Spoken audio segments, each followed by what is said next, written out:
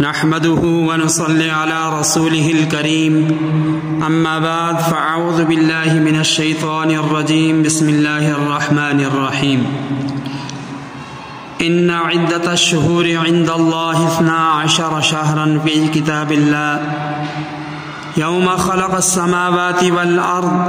منها 4 حرم۔ ناظرین مکرم، ماہ محرم الحرام اسلامی سال کا پہلا مہینہ ہے۔ اسی سے اسلامی سال کا آغاز، اسلامی سال کی ابتدا ہوتی ہے۔ شریعت کی نظر میں اس مہینے کو بڑی عظمت، فضیلت، بزرگی، اہمیت حاصل ہے۔ ماہ محرم الحرام ان 4 مہینوں میں سے ایک ہے جن کو اللہ تعالیٰ نے اس کائنات کو بناتے وقت ہی عزت، احترام، عظمت و فضیلت عطا فرمائی۔ فرمایا ان عدت الشہور عند اللہ 12 شہرا فی کتاب اللہ۔ اس آیت کریمہ سے ایک بات تو یہ واضح ہو جاتی ہے کہ اسلامی سال کے 12 مہینے اللہ تعالیٰ نے خود مقرر فرمائے، جس سے اسلامی سال اور اس کے مہینوں کی قدر و قیمت، ان کی عظمت و فضیلت بخوبی واضح ہو جاتی ہے۔ اسی طرح اس آیت کریمہ سے دوسری بات یہ معلوم ہوتی ہے کہ ان 12 مہینوں میں سے 4 مہینے حرمت والے ہیں، عظمت والے ہیں، بزرگی والے ہیں۔ ان 4 مہینوں کی عزت و عظمت کی بدولت ان میں ادا کی جانے والی عبادت کے اجر و ثواب میں اضافہ ہوتا ہے، جبکہ گناہوں کے وبال اور عذاب میں زیادتی ہوتی ہے۔ اس کا تقاضا یہ ہے کہ ان مہینوں میں عبادات کی ادائیگی اور گناہوں، نافرمانیوں سے، سرکشیوں سے بچنے کا خاص الخاص اہتمام ہونا چاہیے۔ بلکہ علماء نے لکھا ہے کہ جو شخص ان 4 مہینوں میں عبادت کا اہتمام کرتا ہے تو اس کو سال کے باقی مہینوں میں بھی عبادات کی توفیق ہو جاتی ہے، اور جو شخص ان مہینوں میں گناہوں سے بچنے کی بھرپور کوشش کرتا ہے تو سال کے باقی مہینوں میں بھی اسے گناہوں سے بچنے کی توفیق مل جاتی ہے۔ ناظرین مکرم، چونکہ ماہ محرم الحرام بھی ان 4 مہینوں میں سے ایک ہے، اس لیے اس مہینے میں عبادات کی ادائیگی اور گناہوں سے اجتناب بڑی اہمیت رکھتا ہے، اور چونکہ روزہ بھی ایک خاص اہم ترین عبادت ہے، اس لیے اس ماہ محرم الحرام کے پورے مہینے روزے رکھنے کی بھی فضیلت وہ واضح طور پر واضح ہو جاتی ہے۔ احادیث میں خصوصی طور پر ماہ محرم الحرام کے روزوں کی فضیلت بیان کی گئی۔ حضرت ابو ہریرہ رضی اللہ تعالی عنہ فرماتے ہیں کہ رسول اللہ صلی اللہ علیہ وسلم نے ارشاد فرمایا کہ رمضان المبارک کے بعد سب سے افضل ترین روزے، فرمایا وہ محرم الحرام کے روزے ہیں، اور فرض نماز کے بعد سب سے افضل نماز نماز تہجد ہے۔ ماہ محرم الحرام کے پورے مہینے کے روزوں کی بڑی فضیلت ہے، لیکن خصوصیت کے ساتھ یوم عاشوراء یعنی 10 محرم الحرام کے روزے کو بڑی اہمیت، فضیلت حاصل ہے۔ اس دن کا روزہ مہینے کے باقی ایام سے افضل ہے۔ احادیث سے معلوم ہوتا ہے کہ زمانہ جاہلیت میں قریش مکہ عاشوراء کا روزہ رکھا کرتے تھے۔ رمضان المبارک کے روزے فرض ہونے سے پہلے نبی پاک صلی اللہ علیہ وسلم مکہ مکرمہ میں ہجرت سے پہلے عاشوراء کا روزہ رکھا کرتے تھے۔ مدینہ طیبہ آپ علیہ السلام نے ہجرت کرنے کے بعد آپ علیہ السلام نے دیکھا کہ یہود اس دن روزہ رکھتے ہیں، تو نبی پاک صلی اللہ علیہ وسلم نے ان سے اس کی وجہ پوچھی، تو یہودی کہنے لگے کہ یہ عاشوراء وہ عظیم الشان دن ہے کہ اس دن اللہ تعالیٰ نے حضرت موسیٰ علیہ السلام اور ان کی قوم کو فرعون کی غلامی سے، اس کی ظلم اور اس کی بربریت سے نجات عطا فرمائی تھی، اور فرعون کو اپنی قوم سمیت غرق کر دیا تھا۔ تو حضرت موسیٰ علیہ السلام نے شکر کے طور پر اس دن روزہ رکھا، اس لیے ہم بھی روزہ رکھتے ہیں۔ یہ سن کر نبی پاک صلی اللہ علیہ وسلم نے فرمایا کہ ہم موسیٰ علیہ السلام کے تم سے زیادہ حقدار ہیں۔ یہاں ایک بات سمجھنے کی ہے، وہ یہ کہ حدیث پاک میں آتا ہے جب نبی پاک صلی اللہ علیہ وسلم نے عاشورہ کا روزہ رکھا اور دوسروں کو بھی اس دن روزہ رکھنے کا حکم دیا تو صحابہ کرام نے عرض کیا اللہ کے رسول یہود و نصارہ تو اس دن کی تعظیم کرتے ہیں۔ تو نبی پاک صلی اللہ علیہ وسلم نے فرمایا کہ انشاءاللہ اگلے سال ہم 9 تاریخ کا بھی روزہ رکھیں گے، لیکن اگلا سال محرم آنے سے پہلے نبی پاک صلی اللہ علیہ وسلم وصال فرما گئے۔ اس حدیث سے پتہ چلا کہ نبی پاک صلی اللہ علیہ وسلم نے یہود و نصارہ کی مشابہت سے بچنے کے لیے 9 محرم کا روزہ رکھنے کا حکم دیا۔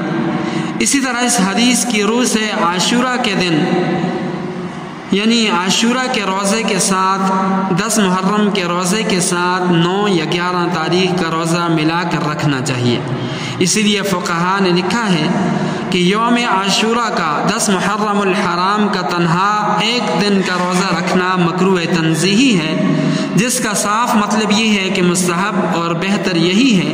کہ 10 محرم الحرام کے روزے کے ساتھ یا 9 محرم الحرام کا روزہ یا 11 محرم الحرام کا روزہ ملا کر رکھنا چاہیے۔ یہی نبی پاک صلی اللہ علیہ وسلم کی خواہش کے عین مطابق ہے۔ یہاں ہمارے لیے ایک بہت بڑا درس ہے، بہت بڑا سبق ہے کہ جب عبادت کے اندر بھی نبی پاک صلی اللہ علیہ وسلم نے غیروں کی مشابہت کو پسند نہیں فرمایا، تو دیگر معاملات کے اندر غیروں کی مشابہت اختیار کرنا کتنی بد نصیبی اور کتنی بری بات ہے۔ اس لیے ایک مسلمان کو ہمیشہ اپنے اسلامی طور طریقوں ہی کو اختیار کرنا چاہیے، غیروں کی مشابہت سے احتراز کرنا چاہیے۔ ناظرین مکرم، ماہ محرم الحرام اسلامی سال کا پہلا مہینہ ہے۔ شریعت کی روح میں اس مہینے کو بڑی اہمیت و فضیلت حاصل ہے، لیکن ایک بہت بڑا المیہ اور ایک بہت بڑی افسوسناک صورتحال یہ ہے کہ آج مسلمانوں کے اندر اس ماہ محترم سے متعلق نظریاتی اور عملی طور پر بہت ساری بدعات، رسومات، غیر شرعی افعال، من گھڑت چیزیں عام ہو چکی ہیں جو صاف صاف طور پر قرآن و حدیث اور ہماری شریعت کے خلاف ہیں۔ انہی خرافات میں سے، من گھڑت چیزوں میں سے ایک یہ ہے کہ ماہ محرم الحرام میں عام طور پر لوگ شادی بیاہ اسی طرح خوشی کی دیگر تقریبات منعقد کرنے سے اعراض کرتے ہیں۔ بعض لوگوں کا نظریہ یہ ہے کہ اس مہینے میں نواسۂ رسول حضرت حسین بن علی رضی اللہ تعالی عنہ کی شہادت ہوئی، اس لیے یہ غم کا مہینہ ہے اور غم کا تقاضا یہ ہے کہ اس مہینے میں خوشی کی تقریبات نہ رکھی جائیں۔ بعض لوگوں کا نظریہ یہ ہے کہ اس میں سیدنا حسین بن علی اور ان کے رفقا کی شہادت ہوئی، اس لیے اس میں نحوست آ گئی، اور نحوست سے بچنے کا تقاضا یہ ہے کہ اس میں خوشی اور شادی بیاہ کی تقریبات نہ رکھی جائیں۔ پہلی بات تو یہ ہے کہ قرآن و حدیث سے یہ بات واضح ہے کہ ماہ محرم الحرام عظمت والا، فضیلت والا ہے، برکت والا ہے، اور اس کا تقاضا بھی یہی ہے کہ اس مہینے میں شادی بیاہ، خوشی کی تقریبات زیادہ سے زیادہ رکھنی چاہیے، تاکہ اس بابرکت مہینے کی وجہ سے اس شادی کے اندر، اس خوشی والی تقریب کے اندر اللہ تعالیٰ کی طرف سے برکتیں، رحمتیں نازل ہوں۔ لیکن افسوس ہوتا ہے کہ اس قدر بابرکت مہینے میں شادی بیاہ کو غلط اور منحوس کیسے سمجھ لیا گیا۔ دوسری بات یہ ہے کہ کسی دن یا مہینے میں شادی بیاہ یا خوشی کی دیگر تقریبات منعقد کرنے کو جائز یا ناجائز کرنے کا اختیار صرف اور صرف اللہ تعالیٰ کے پاس ہے۔ جب اللہ تعالیٰ نے، اللہ کے رسول صلی اللہ علیہ وسلم نے، حضرات صحابہ کرام نے ماہ محرم الحرام میں شادی بیاہ کو منحوس نہیں قرار دیا، تو پھر کسی کو یہ اختیار حاصل نہیں ہے کہ وہ ماہ محرم الحرام کو بغیر دلیل شرعی کے منحوس قرار دے۔ یاد رکھیں، دین اسلام میں کسی دن یا کسی سال یا کسی چیز میں نحوست کا تصور نہیں ہے، اس لیے نحوست کا یہ تصور ہی باطل ہے۔ اور یہاں یہ بات ذہن میں رہے کہ نحوست صرف اور صرف گناہ میں ہے، اللہ تعالیٰ کی حکم عدولی میں ہے، اس کے پاک پیغمبر صلی اللہ علیہ وسلم کے احکامات سے اعراض میں ہے، اللہ تعالیٰ کی نافرمانی کرنے میں ہے۔ بڑے افسوس کا مقام ہے کہ آج کا مسلمان دنوں مہینوں کو نحوست زدہ قرار دے کر ان میں شادی بیاہ دیگر خوشی کی تقریبات سے تو اعراض کرتا ہے، لیکن شادیوں میں ناچ گانے باجے ہندوانہ رسومات فحاشی اور یعنی مخلوط تقریبات بدعات فضول خرچیوں سے جو کہ نحوست کا اصل سبب ہیں ان سے اعراض نہیں کرتے۔ اس لیے ماہ محرم الحرام سے متعلق عوام میں جتنی بھی باتیں مشہور ہیں، جتنے بھی خیالات ہیں، وہ سب کے سب باطل ہیں، لایانی باتیں ہیں، شریعت میں ان کا کوئی اعتبار نہیں، ان سے اجتناب بہت زیادہ ضروری ہے، ورنہ آخرت خراب ہونے کا قوی اندیشہ ہے۔ ناظرین مکرم، آخری بات، متعدد احادیث سے یہ بات ثابت ہے، اگرچہ وہ احادیث سند کے اعتبار سے کمزور ہیں، کہ جو شخص اپنے اہل و عیال پر عاشورہ یعنی 10 محرم الحرام کے دن کھانے پینے اور دیگر اخراجات میں وسعت فراخی کرے گا تو اللہ تعالیٰ اس پر پورا سال وسعت فرمائیں گے، لیکن یہ بات ذہن میں رہے کہ یہ کھانے پینے اخراجات اپنے گھر والوں کے لیے ہوں، تقسیم کرنے کے لیے ہرگز نہ ہوں۔ خلاصہ کلام یہ ہے کہ 9 اور 10 محرم الحرام کو خاص طور پر سبیلیں لگانا، پانی پلانا، کھانے بنانا اور ان کو تقسیم کرنا، یہ سب امور ناجائز اور بدعت کے زمرے میں آتے ہیں، ان سے اجتناب نہایت ضروری ہے۔ اللہ تعالی ہم سب کو دین کی سمجھ عطا فرمائے اور ہم سب کے لیے دین پر چلنا آسان فرمائے۔